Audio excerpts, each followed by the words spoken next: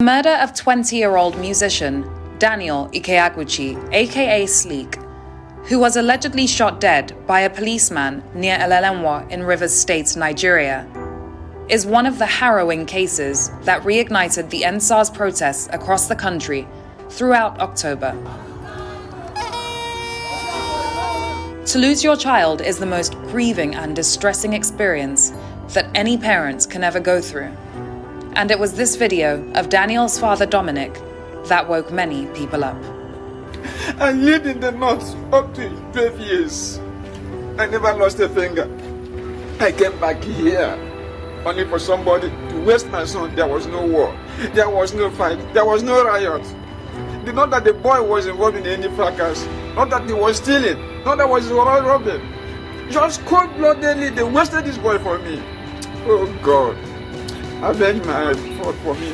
Avenge his blood. Avenge. The Lord will surely do it for me.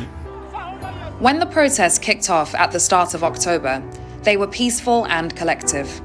Nigerians, both home and abroad, came together to demand an end to police brutality.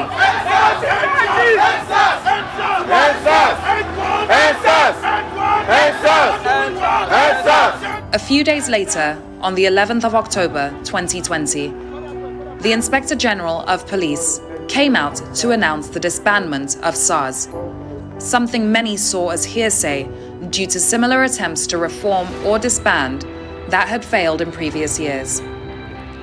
Unfortunately, less than a week into the peaceful protests, Jimo Isiaka, a young boy in Ogbomoso, Oyo State, was shot dead by an alleged police officer, which the Inspector General of Police recently denied, claiming that Amnesty International is reporting false and misleading claims.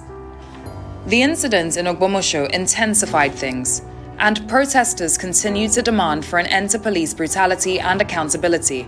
Simply disbanding SARS was not going to be enough. Protesters were still shot and killed. Protesters are still being detained. Yes.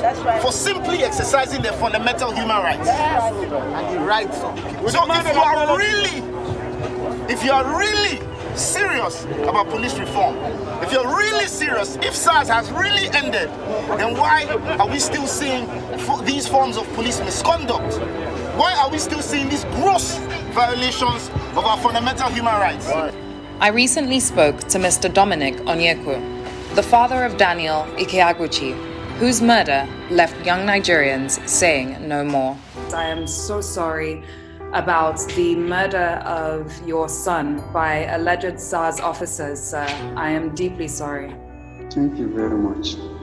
Since the murder of your son, I understand that this case is now in court. Have the alleged officers involved in your son's murder, have they been arraigned yet? Actually, they were arraigned that same day. They have had their indoor trial of those people, which they even invited me to hear testimony as to the kind of person my son was, and I did. How did it make you feel to see so many people all across the country coming out to demand an end to police brutality? Really, I feel somehow fulfilled, because all along I've hated this group of policemen who carry multiple magazine phones here and there. I've seen their misdeeds. I've encountered it several times. As my conversation went on with Mr. Dominic, he revealed that this is not the first time that one of his sons has had an encounter with the Federal Special Anti-Robbery Squad. My son, Kennedy, the immediate elder brother of this Daniel now, last year, we sought for this boy for 3 good days in December last year. He works with Genesis. But suddenly the boy disappeared. We couldn't see him for 3 good days. When he finally came back, he looked so famished, so hungry, so late, so dark in complexion. I said, Kennedy, what happened? He said SARS arrested him while he was coming back from work. Took him to Moscow Road, that is police headquarters in Rivers State. Locked him up for 3 days without food, without water. They collected his ATM card, got the PIN from him, went and emptied his account last year. If they had done that to Daniel, I wouldn't have complained. At least he's around. Kennedy was around and alive to tell us what happened. But if they had done that to Daniel, I would have been happy. But just they wasted the boy just like that. No argument, no quarrel, nothing. But I thank God that a week before this boy's death, he was telling us that he's going to write something that will make government close down SARS. I didn't know that he was going to write it with his blood. I didn't know. Wow. So I feel fulfilled that at least my son's blood is being avenged by God himself. Let me ask you, Mr. Dominic, how confident are you in the disbandment of SARS this time around? The Inspector General of Police came out to say that SARS has been disbanded, but not everybody feels confidently in this statement. Many feel as though it's something that has been attempted before and failed. So how do you feel? Honestly, at the very first instance, I took them seriously. But when they said not more than 2 days, they announced the introduction of SWAT. I looked at it as a kind of renaming ceremony, that's all. But they weren't actually disbanding these gangs. Because if they were actually disbanding them, first and foremost, they will find out why are they being disbanded? Who are the bad eggs amongst them? Fish them out, handle their matter conclusively. Then the new establishment you want to get, the new set you want to put, you train them. Have proper training in that direction. When did they announce for the intake into that group? Or did they anticipate the disbandment of SARS? And so they have formed this one at the background before disbanding this. So that made me to, personally, I didn't take the whole thing as being honest on their side.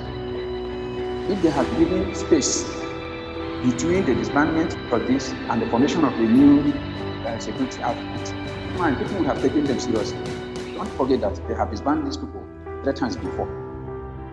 So that's why I became skeptical about their claim of disbanding them and then forming immediately, as if they anticipated the disbandment ahead of time.